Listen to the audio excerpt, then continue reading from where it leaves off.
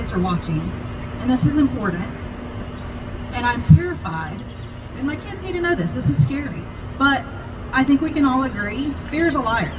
Every time, fear is a liar. So I'm up here, and I would like to let y'all know I am representing the Republican National Hispanic Assembly of San Angelo. Our mission is to stand for faith, family, and freedom. We're actually quite concerned about that freedom right now. We're also concerned about how this will affect our faith and our families. We've all heard that phrase, stronger together, right? But when do we actually band together and say no or enough? When do we let our representatives know we want to be represented? And this 15-day slow the spread mandate is now almost 7 months old. This is from our governor, who will not allow our representatives to represent us. He will not call for a special session despite the request of so many of our representatives. And these are not laws in a traditional sense. And despite what people think they've heard, we do not have to stay home. We should not be required to close our businesses by threat of revoking our licenses. We do not have to restrict our travels. We are not banned from religious assembly or weddings. We should not be restricted from spending time with our senior population. We are able to share their final days, their final moments, their memorials with our families. And we are not, by law, required to wear these masks. Period. You cannot go to jail for violating this mandate. Stopping this overreach of the government, stopping the perception that we aren't allowed to do these things, starts with us. Knowledge is power. Just like liberties and freedoms begin with us, they can be stripped from us if we do not defend them. This all began with the virus no one knew much about 7 months ago or more. They still don't know much about it because it continuously either changes or the data doesn't support the observation of the week. The virus will become different strains like all viruses do. It will change. It won't be stopped with the vaccine. It will be stopped by you and I taking our health a little more seriously. Did you know the leading cause of death in this country is heart disease? Something we can actually take seriously and make some effect on. Why aren't we focused on that? We have had 200+ thousand deaths listed as COVID related. 6% of those were solely COVID. So about 12,000 deaths. The other deaths had on average 2.6 other comorbidities. That means the other 188,000 deaths were affected by an average of 2.6 additional health concerns. This is what we allowed to jeopardize our economy and our freedom, guys. Do you know what was responsible for 250,000 deaths in our country? Any guesses in 2019? Medical error. Medical error, yeah. Let me stop and reassure everyone here. The medical field is amazing. Most of them truly are angels. They're overlooked, they're underpaid, they're understaffed in most situations. But like all professions, there is good, and there are those that are substandard. My husband's a mechanic, I get that. But like all professions, there is good, and there are those that are substandard. They call it practicing medicine for a reason. Contrary to what the media would like you to believe, when the data contradicts itself, the science is not settled. Some concerns I have are, why are dissenting scientists and medical professionals being silenced? They're out there and they're trying to speak. Even here in little old San Angelo, Texas, we have medical professionals that cannot speak out for fear of professional repercussions. Where are the studies on the health complications and psychological effects of mask wearing on our kids?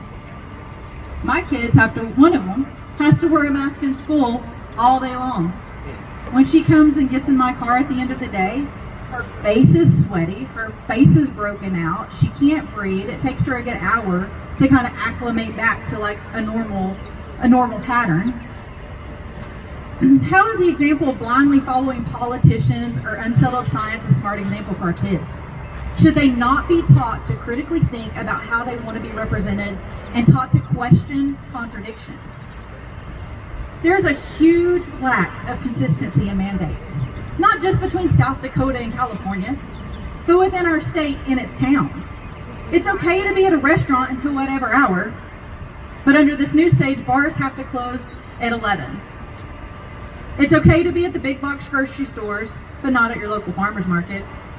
It's not okay to hold a public event unless you have a piece of paper permitting it, then we're all safe, right? Where does this stop? At testing? No one has a right to force tests. PCR tests are not meant to diagnose, and positive tests do not equate to an active case.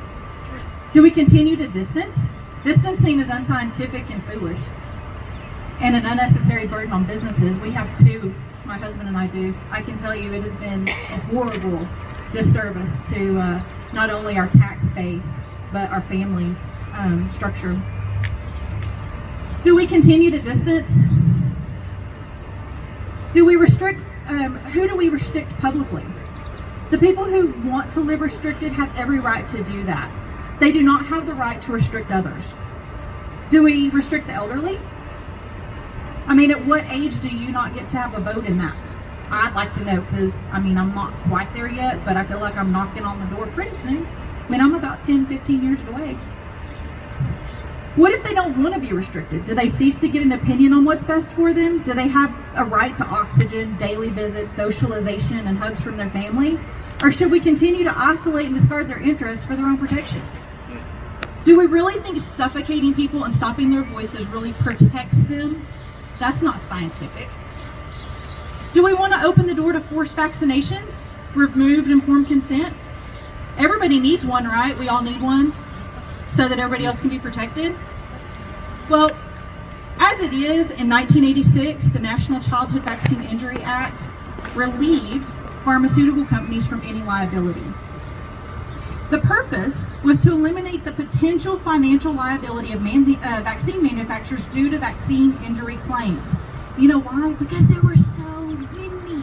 They couldn't operate profitably because of that. So now they have no liability, so that's not a threat to them anymore, and that ensured a stable market supply of vaccines.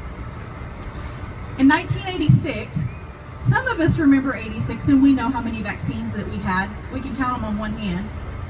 Today, the average child receives 70 vaccines by the age of 18 that have zero pharmaceutical liability. Yes, that's correct, 70. And they have zero liability if your child is injured by one of them. I mean, what's one more, right? Robert F. Kennedy Jr. pointed out that there is a huge difference between the scientific established and established science. In a March 2019 news conference, he said, CDC is a vaccine company. 50% of CDC's budget goes to selling and promoting vaccines. 50%. CDC owns 57 vaccine patents and collects money on them. But don't worry, we have the FDA still to protect us, right? Until you realize the FDA gets 75% of their budget from the industry. RFK Jr. reminded us that people in authority need to be questioned and held to task, because he learned from his father, Bobby Kennedy, people in authority lie. We must ask tough questions and require straightforward answers from our representatives. We must take a stand. We must fight for our freedoms and challenge our representatives when they are not hearing our voices. We must educate the misinformed, and that starts with us right here, right now. I challenge you to make a phone call Monday to one of your representatives. If you don't know who they are, there's plenty of us here that can help you find out who they are, and I bet Caleb will probably add that to the page if he's nodding his head yes. So if you have any questions, we can find a representative that you want to call, if you want to call them. In November, we will have a chance to be heard. And remember, when you go vote, what you're voting for. Remind yourself who is holding up a standalone bill to directly give funds to we the people.